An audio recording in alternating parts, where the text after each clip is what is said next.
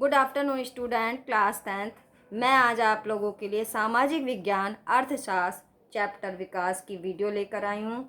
आप सभी लोग ध्यान से सुनिएगा और समझिएगा। देखिए, विकास अथवा प्रगति की धारणा सदैव से मानव के साथ रही है।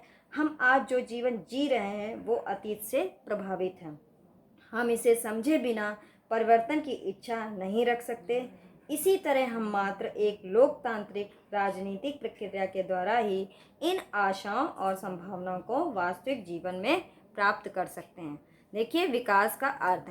विकास किसी भी देश के बहुमुखी विकास पर निर्भर करता है। स्वतंत्रता, सुरक्षा, दूसरों से सम्मान मिलने की इच्छा, आर्थिक समानता और जीवन जीने का उच्च स्तर आदि सभी विकास के महत्वपूर्ण भाग हैं।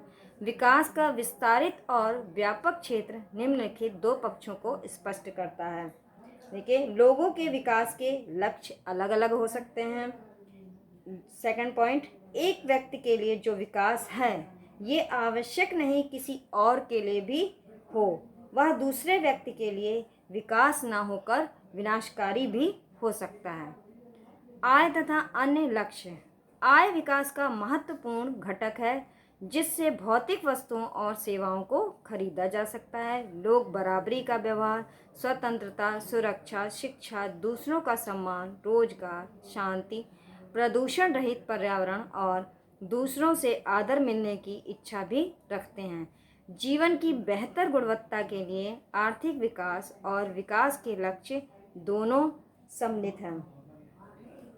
अब इसका एग्जाम्पल सुनिए। मानव का बेहतर जीवन अभौतिक वस्तुओं पर आधारित निर्भर करता है। यह सत्य है कि यदि महिलाएं कार्य करती हैं तो घर और समाज में उनका आदर बढ़ता है। यदि परिवार में महिलाओं के लिए आदर है तो घर में उनके कामकाज में अधिक हाथ बटाया जाएगा और घर से बाहर काम करने वाली महिलाओं को अधिक स्वीकार किया जाएगा। ऐसे में लोगों के विकास के लक्ष्य मात्र बेहतर आय के ही नहीं होते बल्कि जीवन में अन्य महत्वपूर्ण वस्तुओं के बारे में भी होते हैं। फिर देखिए, राष्ट्रीय विकास। यदि लोगों के लक्ष्य अलग हैं तो उनकी राष्ट्रीय विकास के संबंध में सोच भी पृथक होगी। देश के विकास के विषय में विभिन्न लोगों की धारणाएं भिन्न या परस्पर विरोधी हो सकती हैं। राष्ट्रीय विकास के अंतर्गत उन लक्ष्यों को प्राथमिकता दी जाती है जो बड़े पैमाने पर लोगों को लाभ पहुंचाते हैं। इसका एग्जाम्पल देखिए।